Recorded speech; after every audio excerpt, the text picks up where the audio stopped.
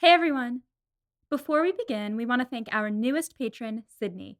Welcome to the team. Also, a huge shout out to our patron, Marie, who upgraded their pledge. If you want to be like these awesome people and get access to our notes, outtakes, and more recently, videos of us making Jane Austen themed cocktails with Becca's boyfriend, head on over to patreon.com/podandprejudice. And now, enjoy this week's episode covering chapters 37 and 38 of Sense and Sensibility.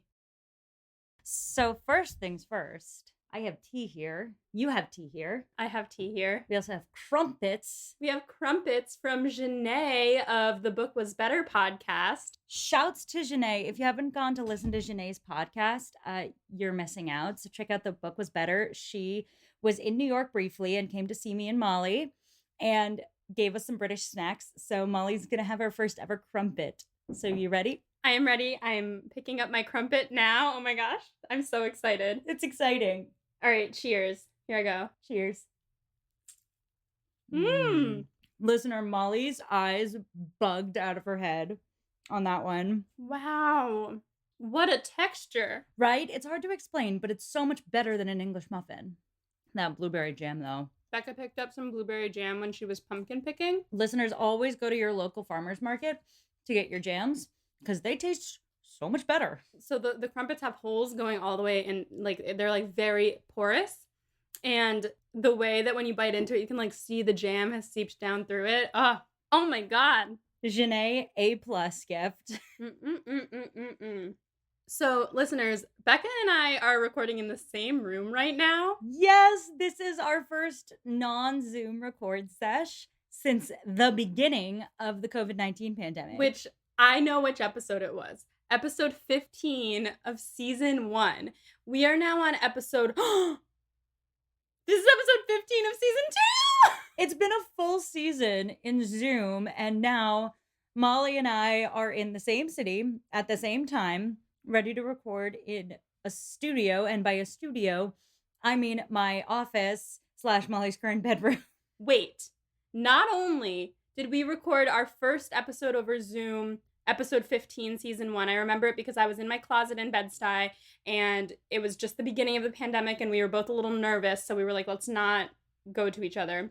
Not only that, but also, today is October 16th, and our first episode ever was released on October 19th, 2019. Oh my God. What a poignant day.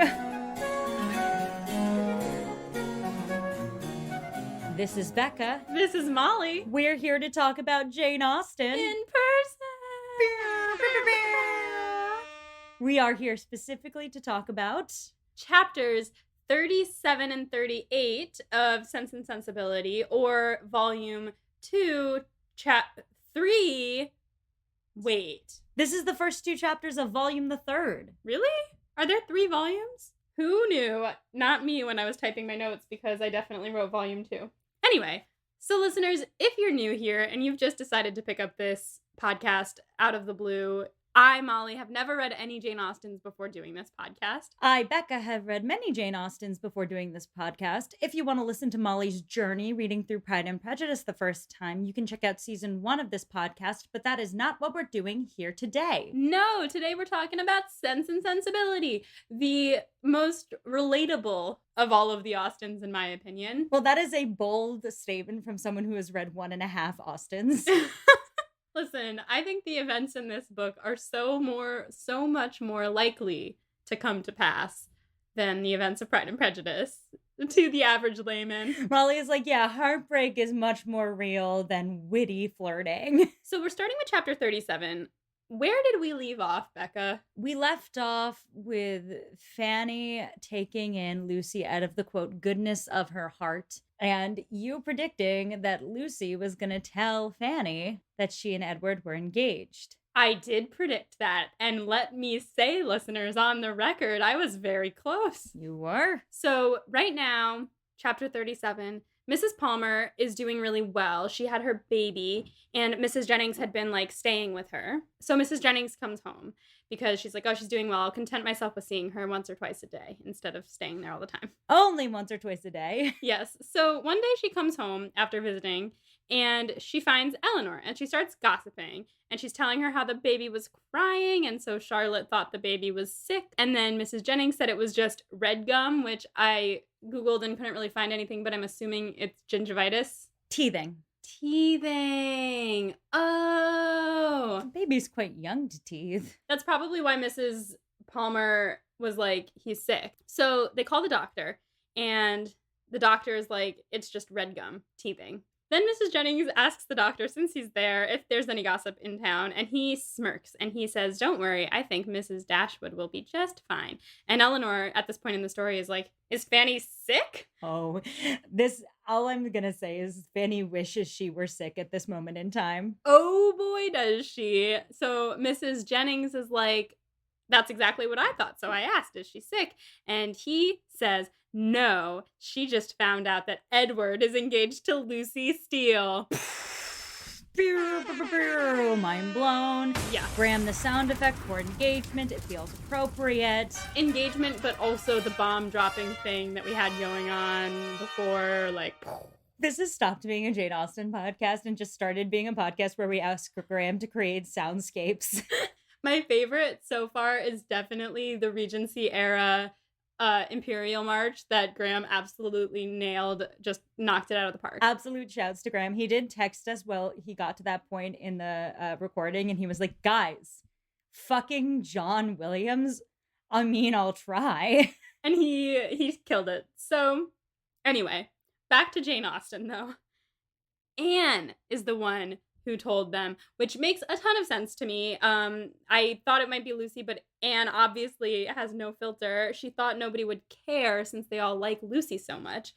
And Fanny, of course, immediately just falls into hysterics. She's screaming. John runs in, Lucy runs in, and then Fanny is like, out of my house, both of you. All I will say is this moment is just spectacular on screen. Oh, I can't wait. Also, shouts to our listener, Madeline, who sent me on Instagram the stepsisters from Ella Enchanted, and said, these two remind me of Lucy and Anne Steele, because that is exactly the vibe. That is the vibe, but like take it and make it like Regency era as opposed to fantasy world. Right. But they like, even the fact that the person who plays Hattie, who is the Lucy Steele character, first of all, is played by a woman named Lucy Punch. So shouts to Lucy Punch. Second of all, she even likes the same boy that Ella, played by Anne Hathaway, likes. And Elinor, wait a minute, is Ella Enchanted based on Sense and Sensibility? I think we've confirmed as much. Whoa! Wait, is it really? No, it's based on Cinderella. Isn't it really based on Cinderella? I mean, it's like loosely based on Cinderella. It is about a girl named Ella who is a servant to her wicked stepmother and sisters, who falls for a prince who does not know she is a servant. He does know she's a servant. Right, he does know she's a servant, but otherwise, come on, it's close. It is close, but I think it's a combo plate. And I've started saying combo plate a lot lately, but I really think it's a combo plate of Cinderella and Sense and Sensibility. Listeners, you can let me know if you think that this is a stretch, but I think that I've discovered something new, and I'll talk to Tommy it's based on a book. I'll talk to Gail Carson. Yeah, have you not read the book? No. The book is great. It's a little darker, but it's great. Gail Carson Levine. All right. She's like a prolific female fantasy writer for like the young tween. Wow, that's like exactly my genre as an almost 27-year-old woman. So anyway, shouts to our listener Madeline who figured that out. Back to Jane Austen though.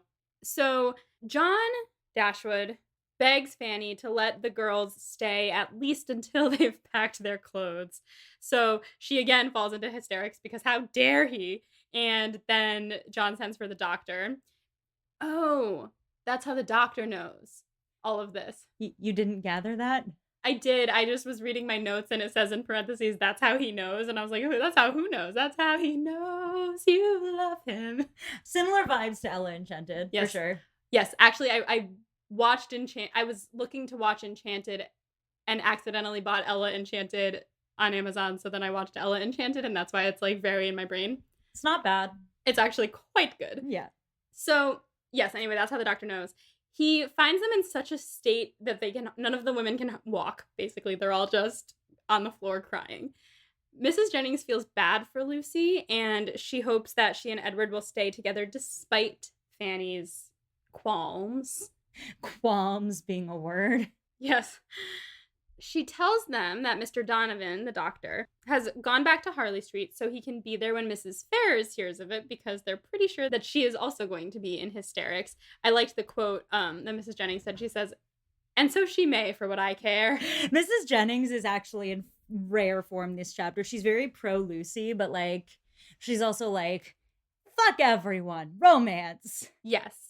She says, "I have no notion of people's making such a to-do about money and greatness. There is no reason on earth why Mr. Edward and Lucy should not marry." It's also easy for her to say as someone with money. Yes, exactly. Like, meh. But also, like, I love Mrs. Jennings for finding these people classist monsters, which they are. yes, she is very much Molly Brown from Titanic. Oh man, Kathy Bates would play a great Mrs. Jennings. Oh, I hope she does. I'm sure she doesn't, but I wish she would. I will neither confirm nor deny. Oh, that reminds me. I came up with a prediction for who plays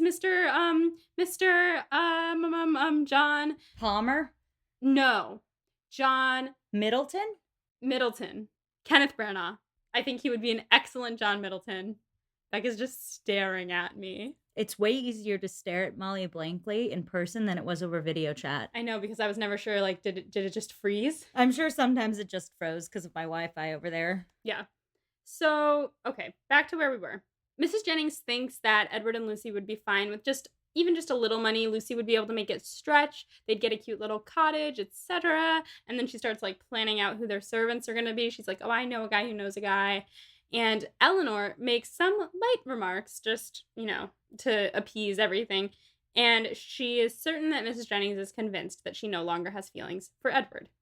She thinks she can speak of the whole thing without embarrassment or any feelings attached to it. Again, I say, Elinor Dashwood is a goddamn liar. Oh, yeah. This is like such a coup for Elinor because she kept her shit together long enough to disprove to everyone that she was ever involved with Edward, which was so obviously the case. But this is the benefit of being Elinor, but also kind of the downside of being Elinor, because she went through all that trouble just to avoid being embarrassed. Yeah, you know what? Honestly, I can't with Elinor. And I know that we've been over this before. I can't with Elinor. I can't with Edward. I can't with any of the men. Honestly, sometimes I can't with Marianne. I only relate to Colonel Brandon. Well, listen, everyone's flawed in this book. Colonel Brandon's flaws are that he sacrifices too much for others, which is barely a flaw. It's just kind of like, oh, honey, you're bad for yourself. Yeah, and that's relatable content. Yeah. Yeah. I mean, Elinor does it too, but she just seems to, like, it doesn't seem as genuine. No, it totally is. It's just Elinor, we're in her head. And Colonel Brandon's flaws are similar to Elinor's flaws, but we are only receiving it from an external perspective. We are in Elinor's head suffering with her. If we were in Colonel Brandon's head suffering, we'd be like, dude, move on. Do you know what I mean? I do. That makes sense. Yeah. All right. Yeah, we should stand up for Elinor. We shouldn't blame her for being, Or we should also say Colonel Brandon, like, come on, man, get your shit together. You're right. All of them need to get their shit together. But that's why I said at the beginning that this book is so relatable. Yes, they're all disasters. Yeah. So, Elinor tries to stop herself from hoping that they won't get married. She's like, this is inevitable at this point. But she is very curious about how Mrs. Ferrars is going to respond, and also how Edward will then respond to Mrs. Ferrars. Quote, "For him, she felt much compassion.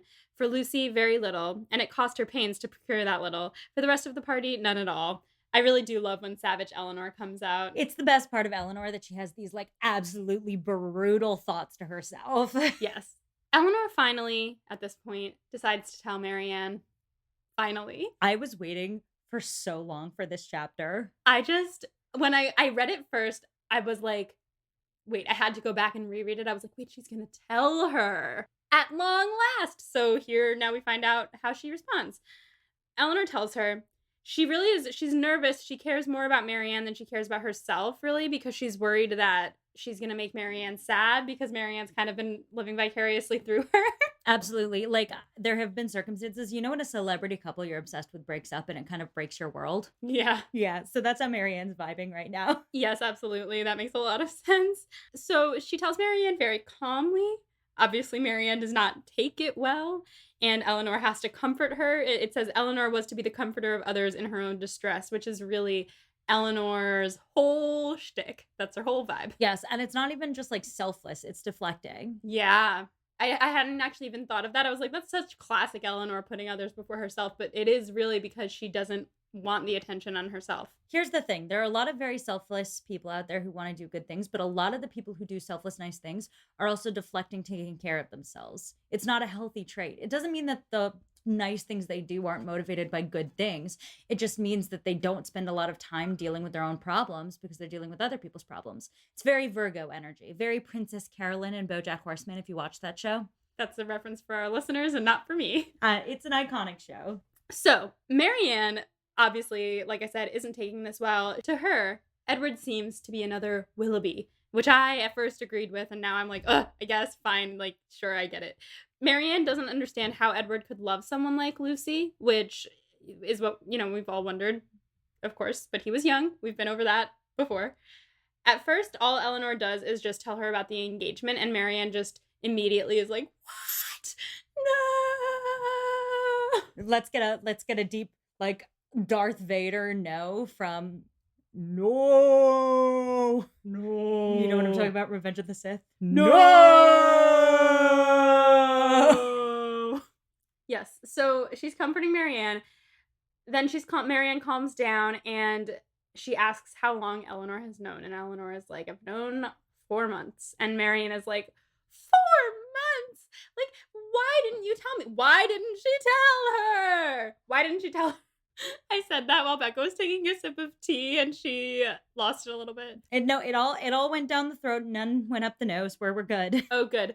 But why didn't she tell her? So she's like angry at herself, or Marianne is angry at herself because she realizes all of these 4 months she's been like so in her own head, and she's like, I'm so sad, Elinor, you're so happy, like you have no right to, be so happy, or like whatever. Like, I mean, she didn't say that, but you know what I mean. She was like, you're happy, you don't understand, basically. And she asks Elinor how she's been so calm. And Elinor says she was just doing her duty in keeping Lucy's secret, and that gave her a purpose.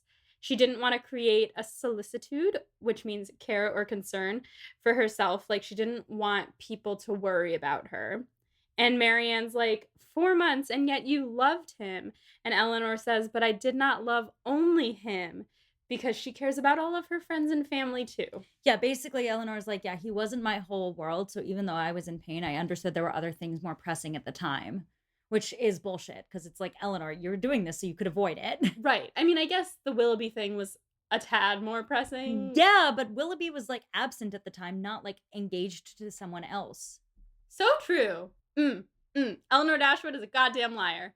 So she says she's okay now. Again, lying. She says she fully forgives Edward, and she thinks that he will be very happy with Lucy because, quote, Lucy does not want sense, and that is the foundation on which everything good may be built.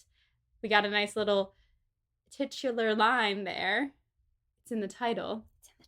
She says, as nice as it would be if everyone just had one true love, that is not how people are built.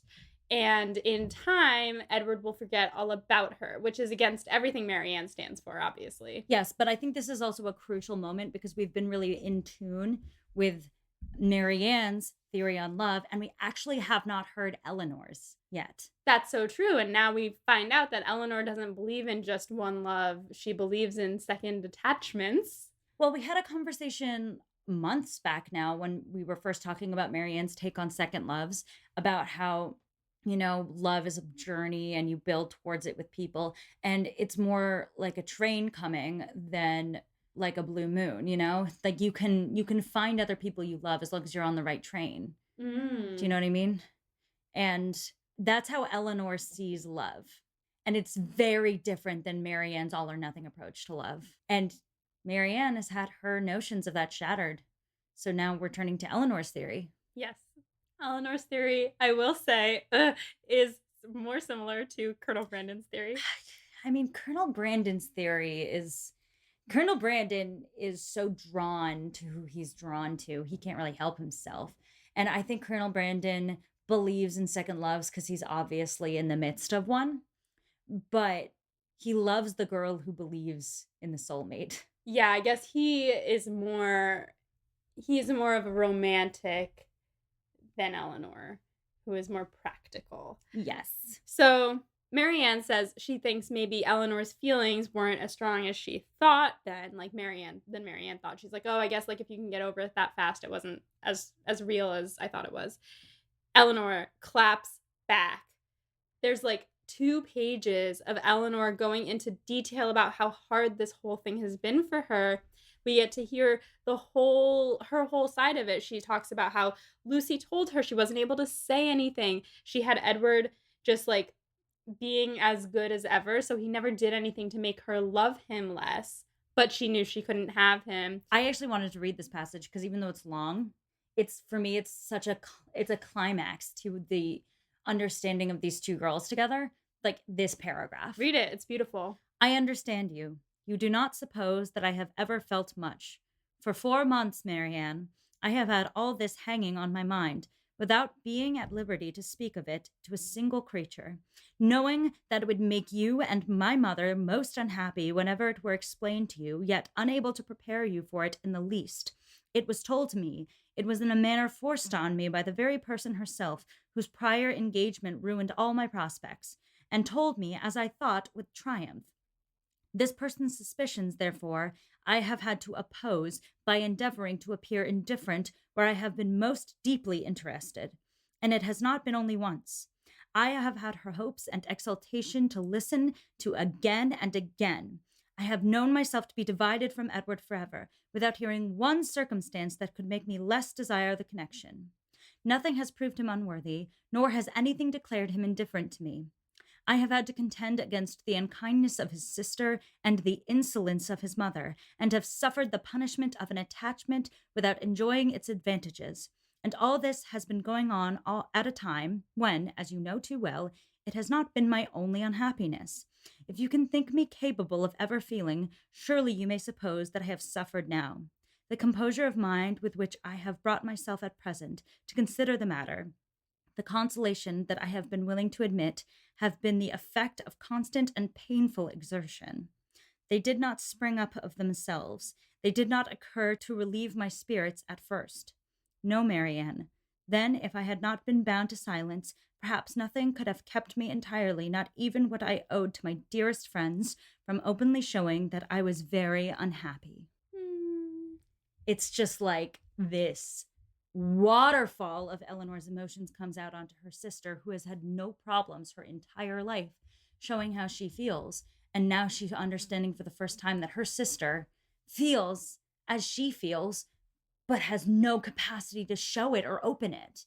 Very tragic for both characters. Yeah. It just reveals so much about who they both are, about the sense and the sensibility of them both, if you will. Yes. And I mean, it's really the sense of Marianne to know sort of how toxic this is for Eleanor, but her sensibility of being incapable to hide her feelings at any point, even to a fault, counters Eleanor's deep secret sensibilities masked behind a vast amount of sense. They both have both. It's in the title. Hey! Wow. Just such a good passage. So Marianne feels terrible. They hug. Marianne promises to be nice to Lucy and Edward and not hint that she is bitter about any of it. And she does an okay job, mostly by just, like, keeping her mouth shut. I love this passage because Eleanor is like, I'm actually kind of surprised how good Marianne is at keeping her shit together. Yeah. And she's like, she's okay about it. Like, someone brings up Edward and she just gets up and goes to the other side of the room, which is for her pretty tame. Yep. She does the trick. So the next day, John comes by to discuss it with them, John Dashwood. Sorry, I gotta specify. So many Johns. He comes by, he says, Fanny has borne it all with the fortitude of an angel. Blah. He says that they only invited the Steeles to stay because they seemed so harmless. Otherwise, they would definitely have invited the Dashwoods. And they both wish they had invited the Dashwoods instead of the Steeles after all this. Nice save. Elinor feels so much better now that she is just not the worst of their issues with Edward. True. She must feel so vindicated. It's hard to tell in this part. How do you think Eleanor's feeling right now? Actually, she probably doesn't. Like, I, as the reader, feel vindicated for her because, you know, they were like, oh man, like, this was the real problem. But she also still doesn't get the guy. Yeah, I think it makes it all the more real. But it also, at the same time, the secret that she's had pressing against her is finally, like, out in the open, at least. So I think it's mixed. And I don't think she takes any pleasure in the downfall of Edward. No, absolutely not. I loved this part also because it basically says that John holds for applause after he says that he wished that they had invited them. It was like he waits for them to thank him. And then he goes on and he tells them that Mrs. Ferrars heard the news and she was totally blindsided. Now, there was a quote in here that said, if she suspected any prepossession elsewhere, it could not be in that quarter. I think I'm reading too far into this, but I was reading that and I was like, what does that mean? Like, did she think he was gay? I'm on board with that reading. I think the original intent is Elinor. That makes a lot more sense. My God, I didn't think he'd marry a poor girl. I thought he'd be a queer. That's exactly what I thought it was going for. Sometimes, I was telling Becca this the other day, listeners, but sometimes I read each chapter twice. Because I read it once to take notes in the book and then once to type my notes. I just kind of like skim it the second time. And every time I type my notes, I like noticed things that were weird about my notes the first time. I was like, that didn't make any sense, Molly. Like, are you going to really say that on the podcast? Some things I don't catch and I say them on the podcast anyway. This being one of them. As I was saying it, I was like, that probably means Elinor. Then when I'm listening back to the episode, editing it, I catch even more things that I'm like, Molly, what are you thinking? Like, that doesn't make any sense at all. Of course, it's this other thing. And then when I listen to the episodes, I realize even more because I've already read past the point at that. So it's just like there's so many layers. Molly's reading experiences are like onions. Ogres are like onions. That was so bad. That was not a good accent at all. Well, I mean, if you can do a good Shrek impression, why? Shrek is a perfect film. I'm about to spill the tea. I'm about to lay down a hot take. I think Shrek 2 is better. Becca, that's not a hot take. That's universally known. It's universally acknowledged. It is a truth universally acknowledged that Shrek 2 is a better film than Shrek 1. Listen, there was a night where I was like, you know what film I'm really in the mood to watch? Shrek 2. And Mike looked at me like I had said, like, cult videos on YouTube. Like, he was like, what is wrong with you? I was like, I want to watch Shrek 2. It's a great movie. Does Mike not like Shrek 2? He likes it. He even agrees that it is the better film. Oh, good. He was like, why would you want to watch that? I was like, it's a good movie. It's really funny that you should say that because throughout most of the pandemic, I would, at like 5:30 or 6, I would pour myself a glass of wine. I would go downstairs to make dinner for my mom and I would like start, you know, cutting up my veggies.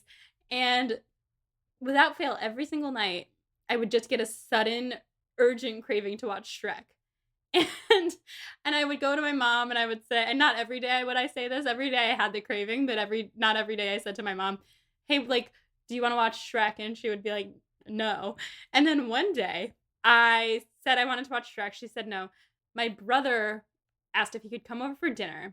And I was like, yeah, do you want to watch Shrek? And he was like, hell yeah, I want to watch Shrek. And so we ordered Chinese food. And my mom was like, oh, fine, if you both want to watch it. So we watched Shrek. And then it was great. And then the next night, I asked my mom, do you want to watch Shrek 2?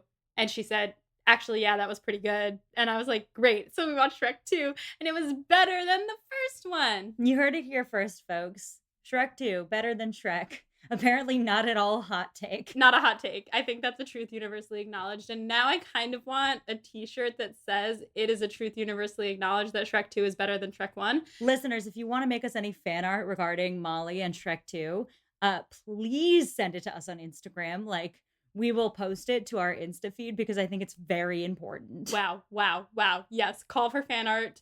Oh my gosh, wait, fan art? That's Shrek and Fiona, but like as Lizzie and Darcy. Wait, Donkey is Bingley? Donkey is Bingley. Wait, is Shrek based on... We need to move past Shrek! Oh no, we've been talking about Shrek for 15 minutes. Okay, where were we? Yes.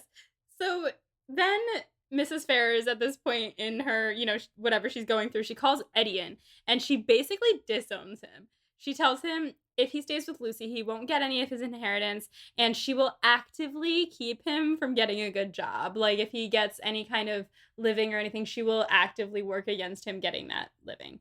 So it's bleak for our boy, Edward Ferrers. Yes, and this is actually very difficult to do. But luckily for Mrs. Ferrers, she has another son to move the entailment to. So basically, it's like Eddie died in the family fortune arena, and all of it is irrevocably just like cornerstoned in onto Robert. Yeah, she just completely erases him from her will, basically. Oh, yeah, it's worse than that. Like, everything about his life is gone. Like, every ounce of like potential for wealth he has is absolutely dissipated. He has like a small allowance. And that's it. It's bad. Much like the Dashwoods at the beginning of this book. Yeah. And still, Eddie does not agree that he says he's going to stay with Lucy. And so Mrs. Jennings at this point is like, yeah, he's an honest man.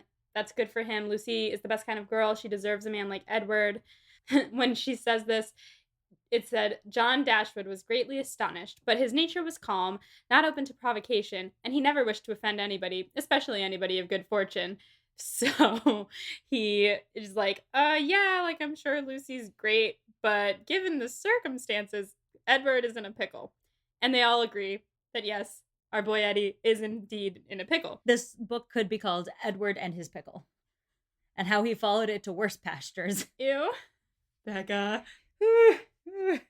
Anyway, Shrek. Let's go back to Shrek. Yes. So, in the end, Edward left the house and no one knows where he went. John wonders what will become of him. He thinks it's, a pickle. It's a terrible situation to be born so rich and to get disowned. And he was so close to marrying so well. I just have to say that, again, there's more to life than money, John Dashwood, but he doesn't understand that. This is very much a commentary on class, which we've talked about a lot. Absolutely. Mrs. Jennings says if she knew where he was, he could totally come stay with her.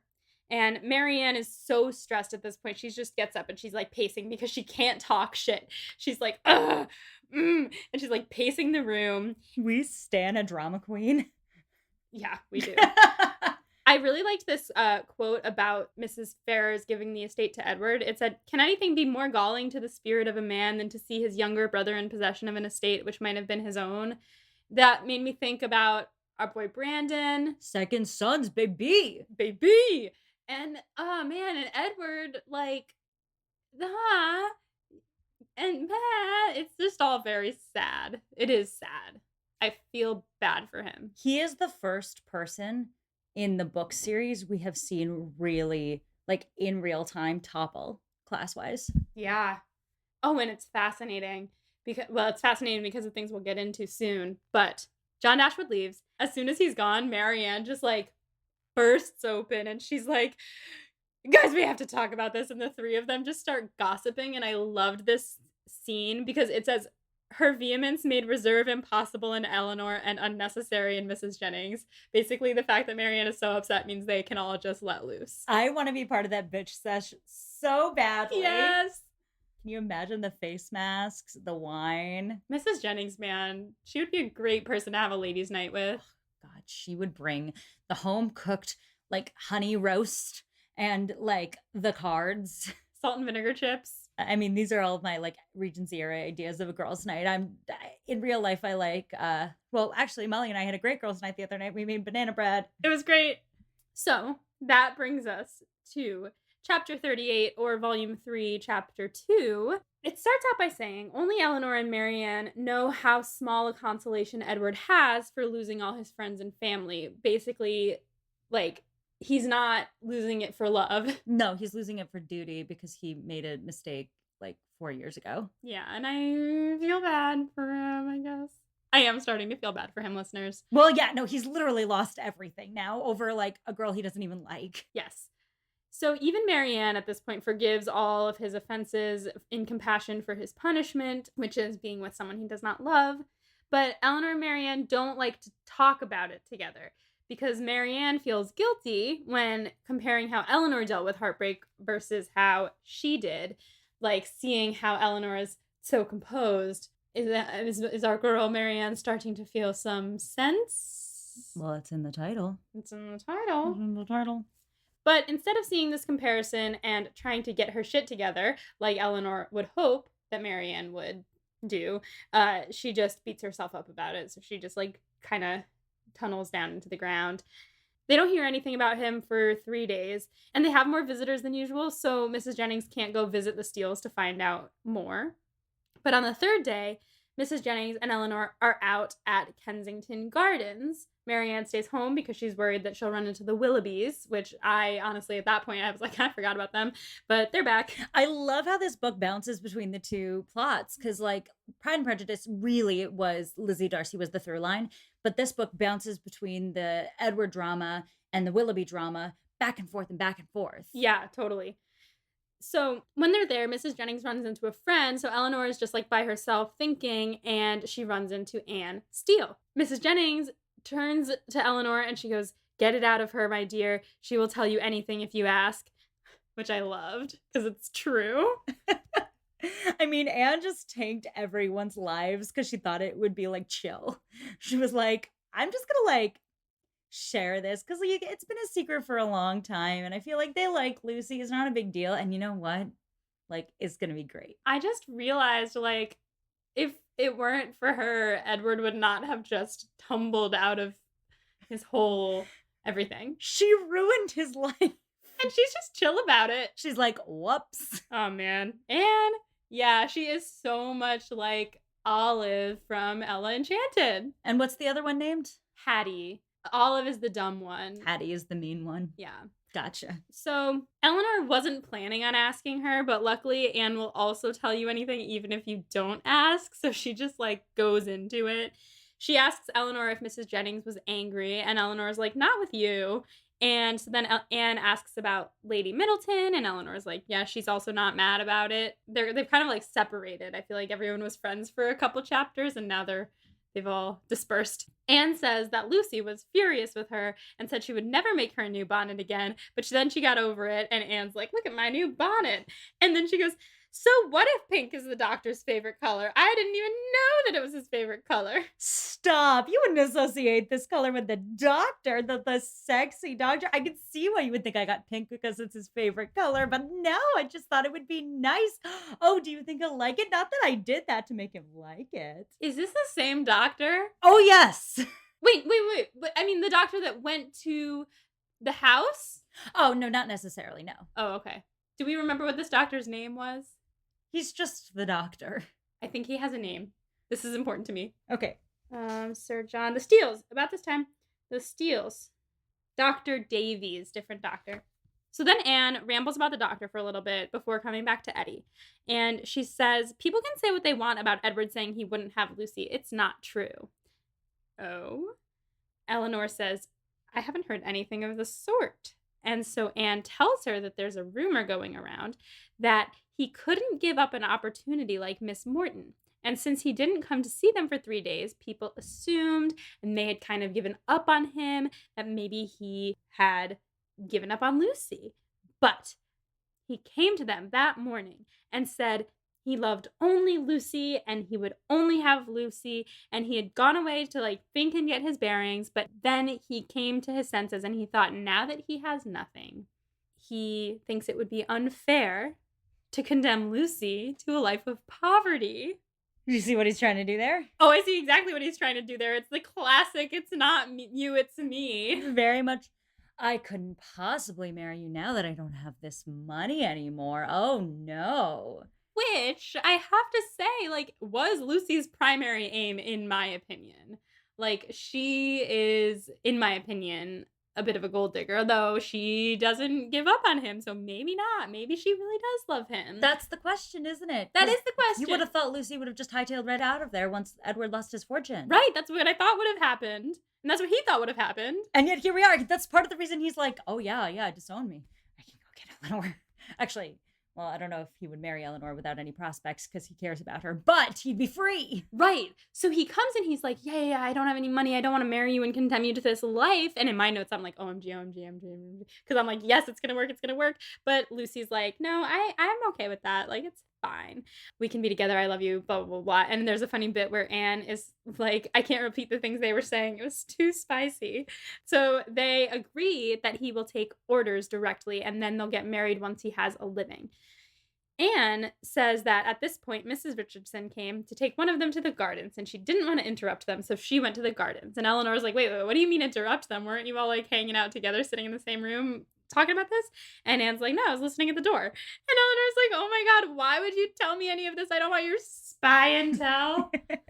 Except she absolutely does. Oh my God, she totally does. But, like, there's just this moment of, like, wait a minute. No, this is, like, you're not supposed to know this and you're telling me. Right, which is, like, classic Anne because she's already ruined everybody's life, so she's just gonna do it some more. You know what? We gotta respect Anne. The chaotic energy coming off of this woman. Chaotic neutral. Chaotic evil. Chaotic evil. Like, oh my God. Well, Anne's not evil, per se. She's just mind-blowingly stupid. True chaotic? Is that a thing? Or no? I don't know. She's just like Pandora. Like she opens up a box and everything's just like pfft. Yeah. And she's like, whoops. So Anne is like, no, it's fine. This is just what we do. We always listen at the door when the other person's having a personal conversation. And Eleanor is like, can we change the subject? But Anne goes on. She talks about how they were kicked out, how Fanny asked for their huswives back. I don't know what a huswife is. Let's look at it. Yeah, I googled it and it was like servants or like something that she couldn't hide behind her back. So I don't know what it could possibly be. Maybe housewife, like needle and thread thing. Oh, maybe. Listeners, you can let us know because I feel like a lot of you know a lot about Regency era stuff. Yeah, because can someone tell us what a housewife is? I think my theory on the case is that it's a housewife, which is like, you know, it's a housewife, but it's also like a needle thread kit. Oh, that would make sense. Yeah. So she says that Edward is going to go to Oxford, and then she starts giggling about how her cousins were like, if she told her cousins all of this, they would tell her to go ask the doctor to get his help to get Edward his living. And then she just dissolves into giggles about the doctor, and then the Richardsons reappear. I don't know why anyone would tell me to go approach the doctor about the living. Me and the doctor? No. I could see why people would ask that, but no, not me and the doctor. Not me and the doctor. Exactly. She tells Elinor if she and Marianne leave London, that they should let Mrs. Jennings know that the Steeles would come and stay with her for as long as she likes. Then Mrs. Jennings comes back and she wants the hot goss, but Elinor doesn't want to spread the spy intel that she has just gained. I'm pretty sure it says that, like, right after that, Mrs. Jennings and Anne go off and talk, and Eleanor's like, great, I didn't have to do it. Yeah, well, Elinor, like, she tells her, like, the bare minimum. She tells her that the engagement is happening and he's looking for a living and they are going to wait to get married until he has a living. So Mrs. Jennings starts thinking about, like, when they will have children and how much money they'll have and where they'll have to make cuts because of the new poverty that they found themselves in, etc., etc. She says, like, oh damn, that servant setup I was thinking about for them before couldn't work. Maybe just like 2 servants. Yeah, not Betty's girl. Yeah, she's like, you know, I'll pick someone else, someone cheaper. Like, yeah. The next day, Elinor gets a letter from Lucy. I'm reading a book right now where one of the characters is named Lucy, but it's short for Lucifer, the devil incarnate. Same here. Yeah, exactly. The letter is just like, basically, we're so in love. We've been through so much. If you know anyone who has any living to bestow, just remember us. Give my love to everyone, especially Lady Middleton's children. And Elinor knows that this letter is really meant for Mrs. Jennings because she's like, give my compliments to Mrs. Jennings, ask her if she knows, blah, blah, blah. So she gives it to Mrs. Jennings, and Mrs. Jennings is very happy with the letter. She thinks Lucy is just the bee's knees, and she wishes she could help get Eddie a living, but she doesn't know anyone. And that is the end of that chapter, which brings us to Becca's study questions. All right, Eddie, disowned. It's over. What does this mean for the rest of the book and for his character? Well, okay, two things. For the rest of the book, it complicates matters because, first of all, he thought this would get him out of the whole debacle with Lucy, but actually his pickle is still pickled. No cucumber for. I tried. Do you want to start that over? Yeah, basically, he thought that he was out of it. He thought he was in the clear because he is poor now, but he's not. He's still stuck with Lucy. Meanwhile, he also still can't have Elinor. Something that I was thinking about when you said for his character is that he has said he was uncomfortable with his class this whole time.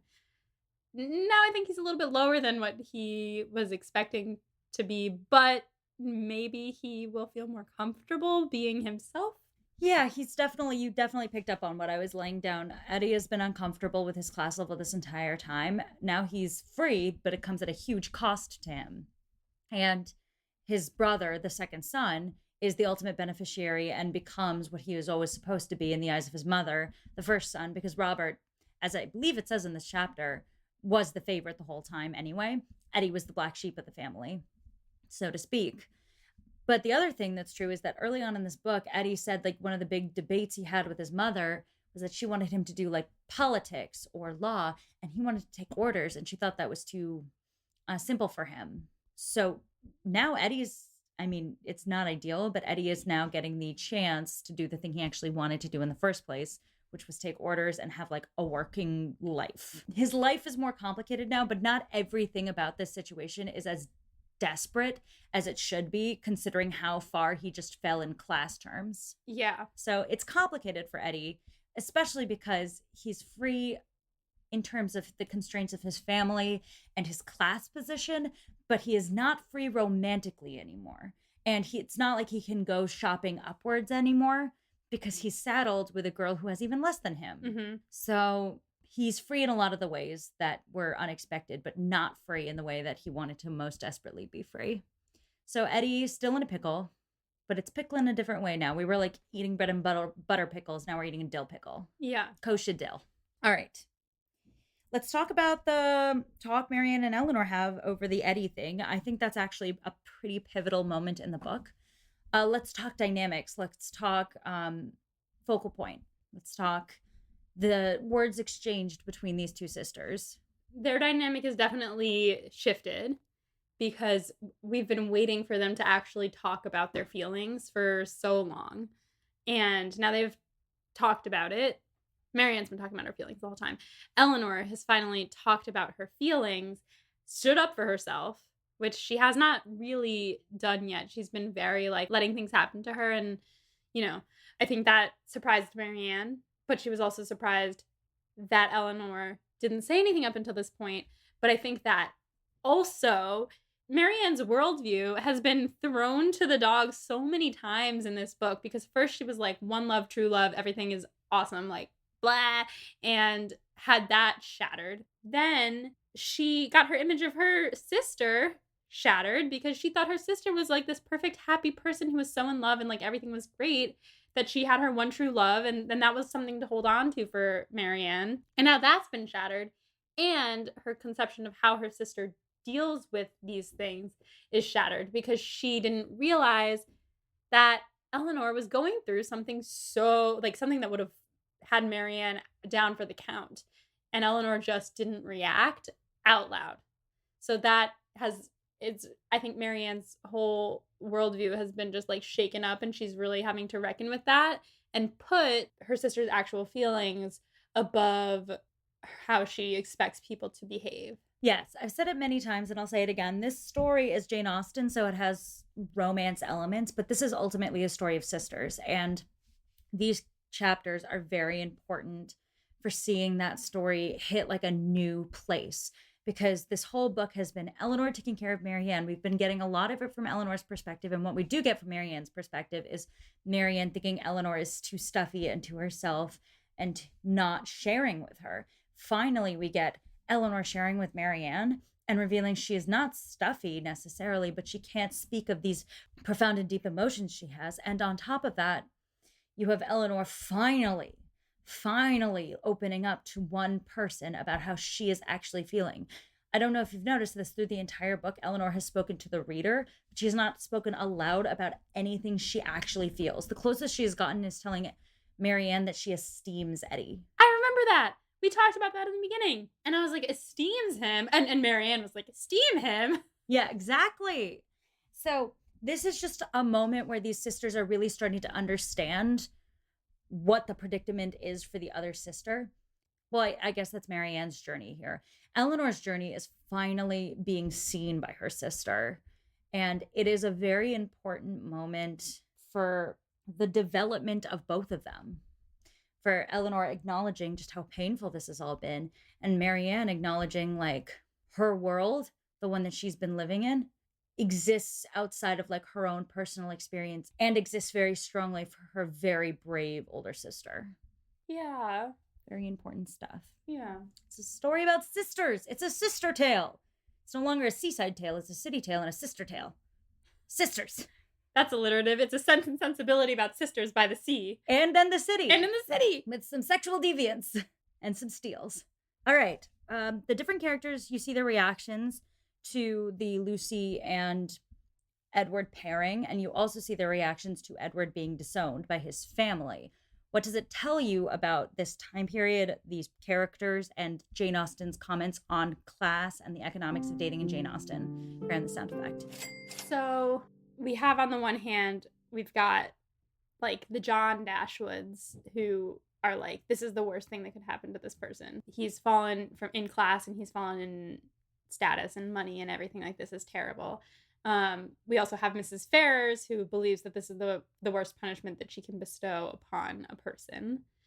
And also that she values estates and money and everything more than she values the life of her own son, because she's willing to just disown him. We see the Eddie, who saw it as an opportunity, and I think will continue to take it as an opportunity even if he has to stay with this person that he doesn't love. To maybe, like you said, you know, at least try to have a life that he wants to be more working class, and I think he's gonna try. So there's the Eddies. Then we have the Steeles, who I really am confused right now. I don't know. Because I thought they were really in it for the money. I thought they were con artists. But maybe that's something, you know, that Jane Austen wanted us to think.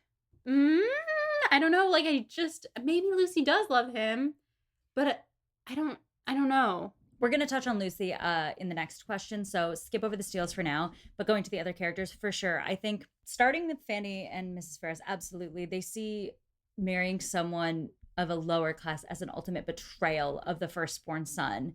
He's supposed to accumulate wealth. That's his only job. You look at John Dashwood, who doesn't understand why anyone would sacrifice money at any point in time. You have Mrs. Jennings, who has never had to think about money.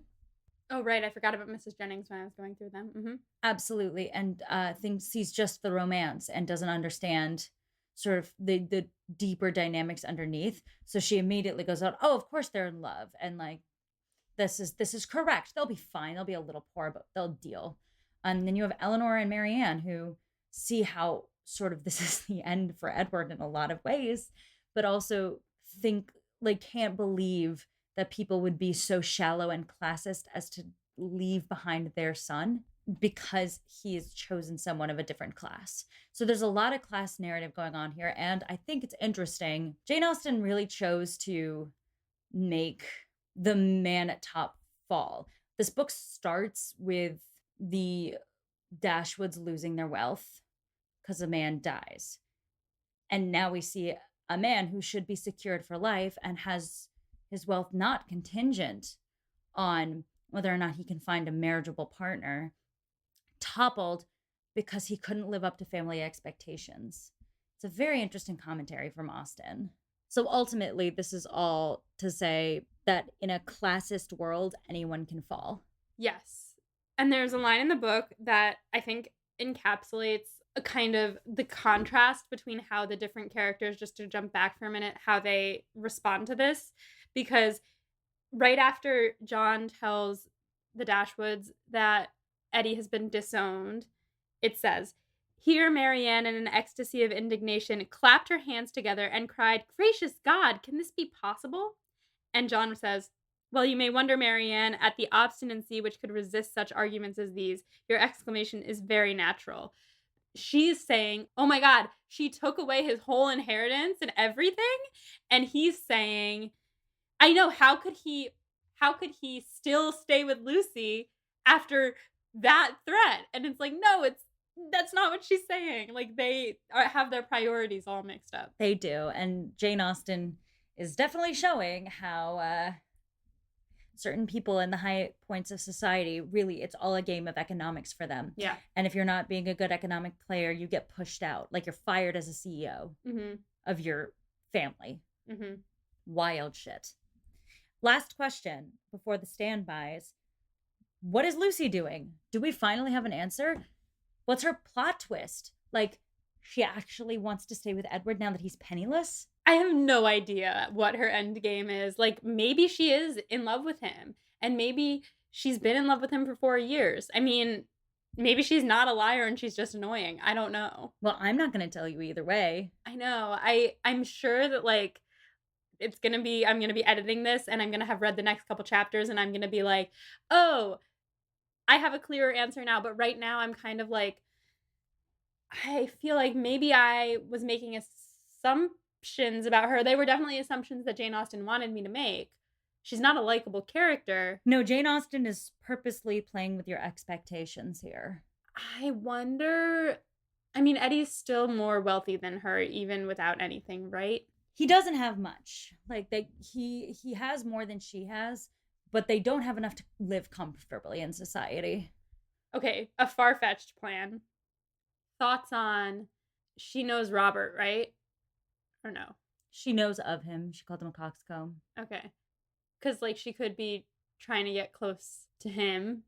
Trying to, man, I don't know. I think she wants to stay near the family. Either that or she just really hates Elinor. I don't know. She's evil, but I just can't figure out what her game is. I am not gonna confirm or deny any of it. I wasn't expecting you to. So we take your predictions and we do not react to them. Funniest quote. Aha, I had plenty to choose from. It's a good set of chapters for that. I think I'm going to go with the first one. I already read a few of them out loud, so I'll just go with my first one, which was after Marianne promises not to be mean to Lucy or anything. It says, quote, "She listened to her praise of Lucy with only moving from one chair to another, and when Mrs. Jennings talked of Edward's affection, it cost her only a spasm in her throat." Because I like picturing Marianne being like, just literally like melting on the spot, being like, "I'm fine. This is fine. Yeah. This is just juicy gossip." Questions moving forward? All right, well, what the fuck is Lucy doing? What is up? Why does she want to stay with him? Does she love him? Curious about if we're going to leave London now, because I think that it's getting a little stressful for these Dashwood sisters to be there. It's getting stressful for you too. I'm stressed as well. I also am curious because the Willoughbys did make a brief reappearance in this episode. I'm curious if they are coming back or if now that he is married, he is gone. Because, like, yeah, that was pretty shitty of him, but I kind of want him to have to reckon with it.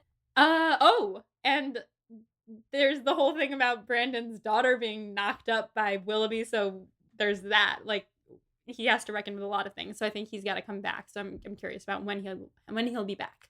Who wins the chapters?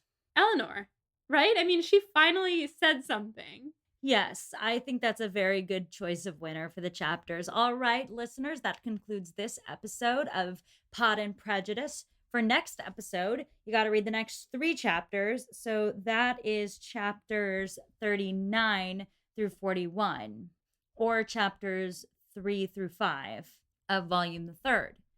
Until next time, though, stay proper. And find yourself someone whose favorite color is pink so that you can wear your favorite pink bonnet in front of them and just show it off. I love that.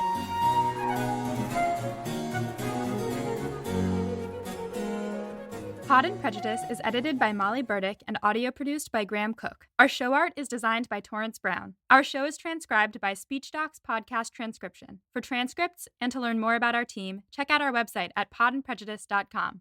To keep up with the show, you can follow us on Twitter, Instagram, and Facebook at Pod and Prejudice. If you love what you hear, check out our Patreon at patreon.com/podandprejudice to see how you can support us, or just drop us a rating and a review wherever you listen to podcasts. Thanks for listening.